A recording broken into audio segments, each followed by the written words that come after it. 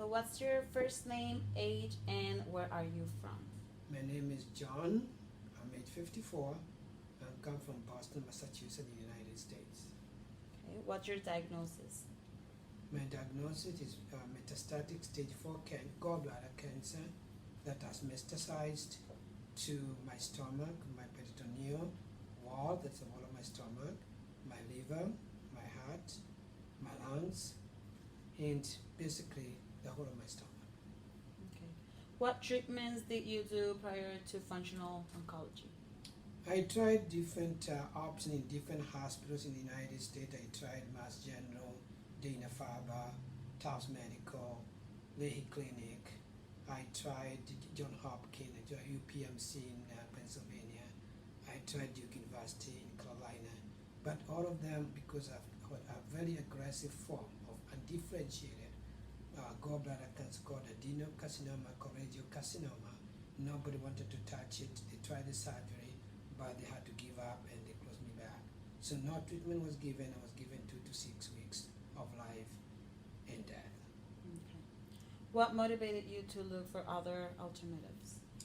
After talking to my oncologist in all those hospitals, I was told there is no any form of standard or regular treatment, whether it is radiation,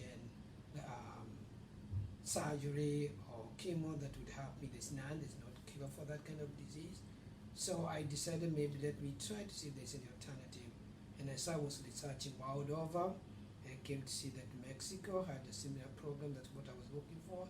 It was very exhaustive, very extensive, individualized, personalized, and I decided to give it a trial.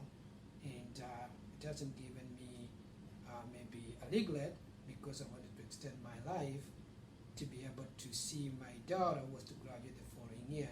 So I was trying to buy some time just to see my daughter graduate.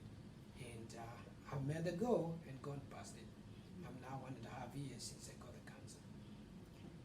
So, why did you choose to come for the functional oncology program?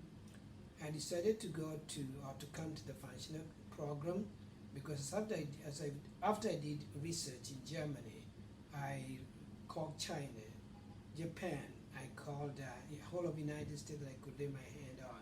I am a former hospital administrator, so I do know the healthcare system in the United States. I knew there was nothing else I could, and when I looked at their treatment plan, their protocol, and have a discussion with both the doctors and the case manager in charge of the oncology program, I knew that is where my program would be, and that's where I'll get help, and that's why I made a decision to come to the program. Okay. How was your communication with the case manager prior to arriving? It's very surprising because as I was calling, I called later in that afternoon, on that fateful day, 24 hours after I got the bad news. And I was very surprised that within 5 hours I'd already crafted a program, I had already known everything, I had sent my medical plan, the current treatment plan, I already spoken to the lead of the program, the doctor. The case manager was very involved. She worked out everything, and within, let me say, 12 hours, I had everything mapped out because I had a very short window to come to the hospital for more than 2 days. She was very attentive, very personalized, very informative and educative, and was empathetic to my situation and looked at my case by case to the extent I feel like I'm home, like people I've known for years, the way I know my primary care doctor. Okay. Can you describe your hospital experience? I can only say that the hospital experience has been very great, especially because it has been a long haul, it's not a short haul. And in each and every situation, I do talk with the clinical team, the financial team, the intake team, any person in that hospital, and we do have a discussion to make what works for me and they work with that. So I can only say the hospital is not only offering clinical, it's also offering the psychosocial need that I need to make sure that I get that environment to be able to be treated, and I'm also getting the service I need, whether it is tweaking here and there. They're able to accommodate my suggestions, and if they can't, they will explain to me.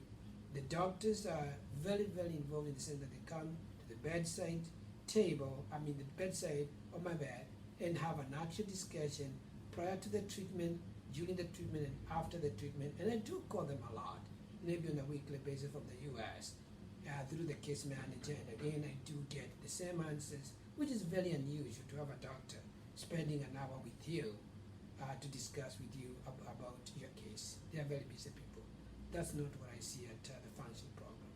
They are they look at you as an individual and work with you. Okay. Did you feel safe during your stay? Yes, as I said before, I not only feel safe, I feel like it's my home. It's like my second home. I know other doctors. I know Dr. Zavala, I know Dr. Alejandro, I know Dr. Roberto, who is no longer here anymore, but I also know Dr. Alfonso. I do know the clinical people, I do know the financial people. I feel very, very comfortable because each one of them works with me at a personal level, not an institutional level. It works like a small meal, like a family business, which is very unusual for a big organization. What can you say to patients who are thinking about coming to Mexico to try the alternative treatments? I would say is that if I won't say that the program doesn't charge a lot. The program charges a lot because of what they do. But if you are capable of being able to pay and you want to see a good value of your money and extend your life when everything else has failed, mine all else has failed. As I started by saying that the cancer had taken a hold. I had almost 15 pounds of cancer material inside me. And now it's 1.5 years since I got that.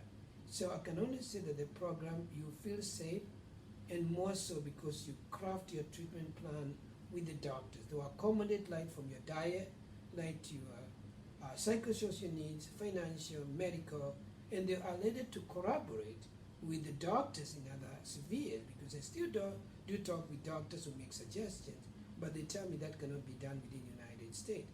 Then I forward that information to doctors in Mexico to work with. You may look at me and think, hey John, you're lying, you're not having cancer, you look great.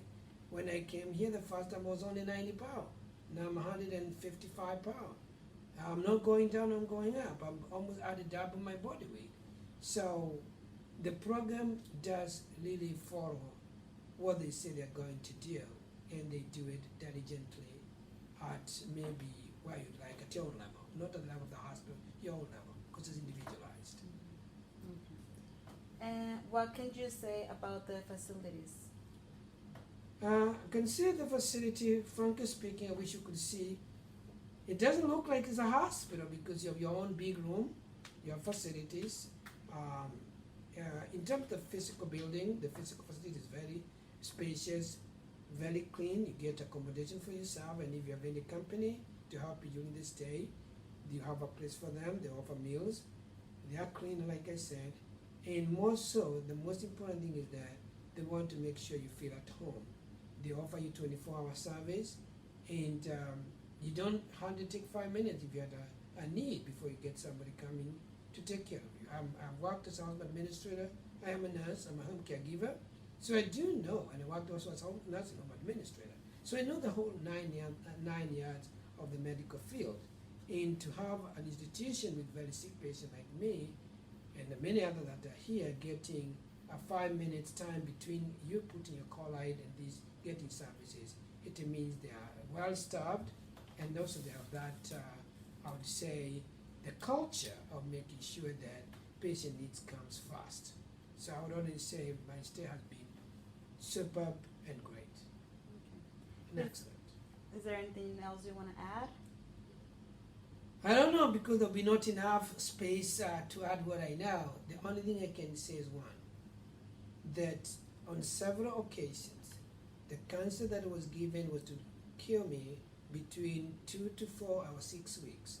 Has on several occasions come to an end. I would get a PET scan, I would get a CT scan, and I'll get an MRI that would say it's gone. But my cancer being very resilient, like I said, is totally undifferentiated adenocarcinoma, cholangiocarcinoma. So it does keep seeding in the stomach because of although the gallbladder is gone. So it goes away, the cancer is gone, and then comes back.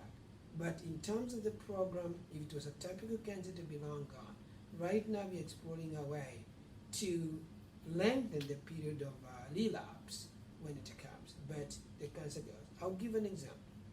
In January of this year, I decided to give a trial of alternative treatment for one treatment, and I developed my cancer became so much within 20 days, and I was having ascites, so I was having fluid in my stomach, while they were getting between 2.5 liters to 5 liters, that is 2,500 cc and 5,000 cc every week tapped in my stomach. I was in the US, they said that's it. I came to Mexico for treatment February 2nd, and I came here February 15th, and the fluid was gone. It has been gone since then. I developed lung cancer, which is metastasis, and which happened July 12th. I came here, and then they did a CT scan on July 23rd. I came here for a treatment 2 weeks ago.